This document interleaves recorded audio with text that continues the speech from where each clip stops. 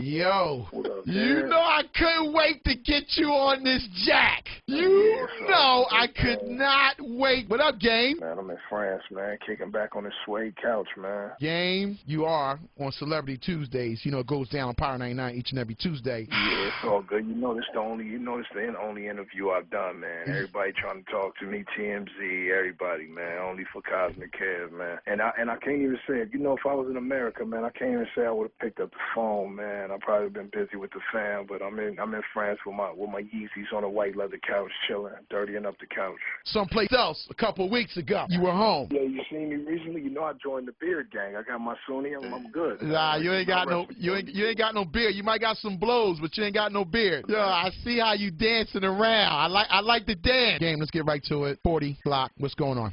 Yeah, no, man. This guy, this is the guy that ran up on Weezy with 40 guys pulling out guns, you know? He ran up on Weezy, and he had guns, and he had 30 or 40 guys with him, man. You know, this is the same guy that ran up on Plies and Jamie Foxx video shoot with 40 guys, you know? This is the same guy that I caught at the pool party with 5. I don't even know if he had 5 or 10 guys. They all disappeared, and he ended up by himself, you know? That's how it happens when you're rolling with suckers, man. You know, he recently came back and said that you had about 25 guys, which it was guns out. Yeah, I don't know if I'm bringing 25 guys to the Hollywood Hills to a pool party. I don't know about that, Kev. I just don't know that that's possible because a Hollywood Hills pool party there was a lot of girls, a pool, you know, nice rock. It was not a gangster party, so I just can't imagine what he's saying to be true, you know. Okay, so let me ask you. You were in the pool party. You seen? I was in the pool party with right. about 5. To be honest, I'm gonna be honest. I was with about 5 people, and I can't even say that anybody was from a gang except me.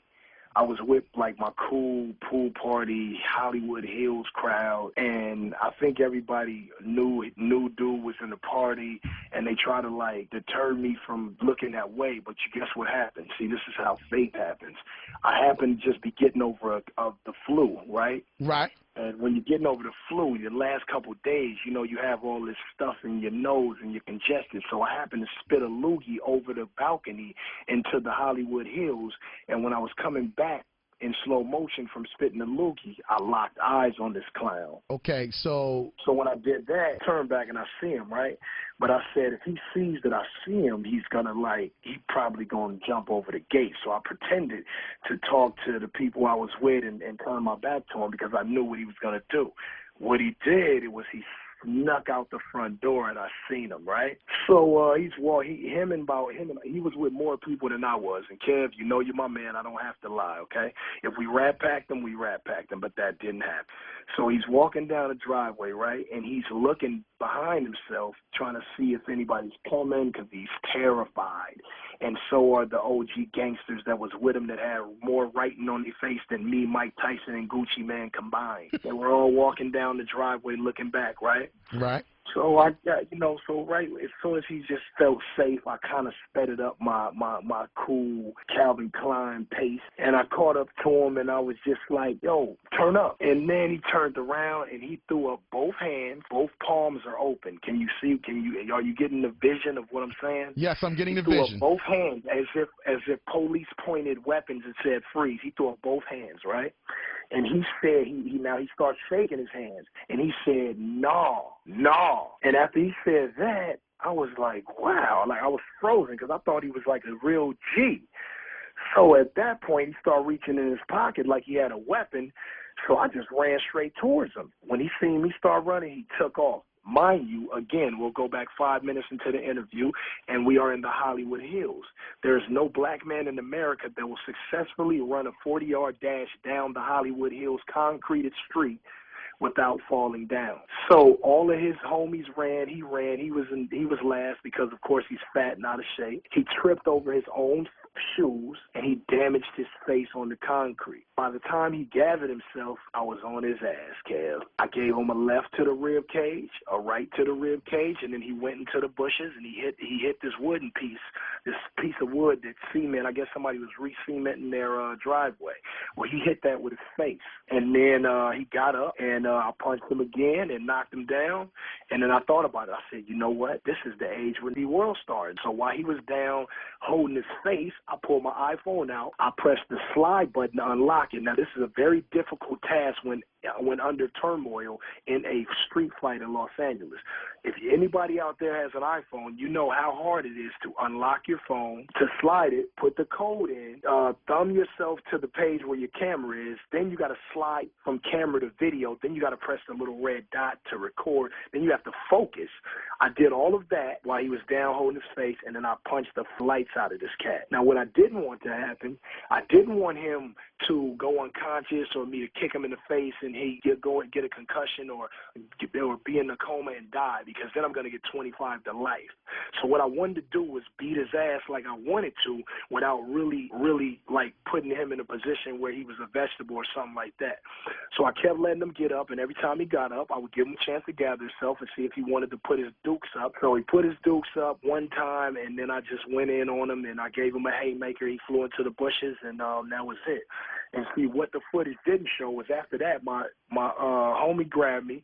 He threw me in a car, and we took off. And then after that, one of my other little homies whooped his ass after that. But that tape is coming out tomorrow. Wow. So it's a part 2 of what happened. I didn't even know about the part 2. I got in the car, drove off because he was yelling out. He was just yelling out, they trying to kill me. And, we're in Hollywood Hills. Police is going to come and all that. So I had to get out of there, man. But after that, one of the little homies, if you're familiar with, LA and the gangbang culture and all that, one of the little homies beat his ass after I left. Now, I don't call it part 2. You know what they call this 2012, Kev, and I got to catch you up. It's called a director's cut. So what'll be coming out probably later on today or tomorrow is the director's cut. Wow. And you know me, Kev. I'm a cool guy. Kev calls me, I come down. You want me to freestyle over a Meek beat? I freestyle for as long as I can. You're my friend. This is what we do. I chill with my kids, man. I try to get to church and hear the word as much as possible. I record my albums because I'm a hip-hop superstar. I got a hip-hop friend. Shout out to Meek Mill since we're on the radio in Philly. That's my guy, man, and the whole MMG for, even looking out for Meek and making him a superstar, man. I just be chilling, Kev. I don't want to, I'm 32, man. I be trying to chill. Now you're turning to be Reverend Al Sharpton. Last week you was Mike Tyson. Now you're Reverend Al Sharpton. I'm not Reverend Al Sharpton. I got better hair than him. So we don't want to do that. Crazy, man. My hair is wavier than Al's. No offense. So tomorrow is the director's cut coming out. It may be today. I'm in France. I can't, I've had a few Patron shots. I don't know what the time zones are looking like over there right now. I'm on a whole nother side of the earth, and it might be out today. It's 1 a.m. here or something like that, man. I'm just chilling. So hopefully, the guys they get that tape on. The rest of that footage on 40glock.knockedout.com, and it's up there for everybody to see. Is there any way we can resolve this? Is there any resolving? Is there any way we could you two guys can sit down? It was resolved when he flew into the bush. It was resolved then, man.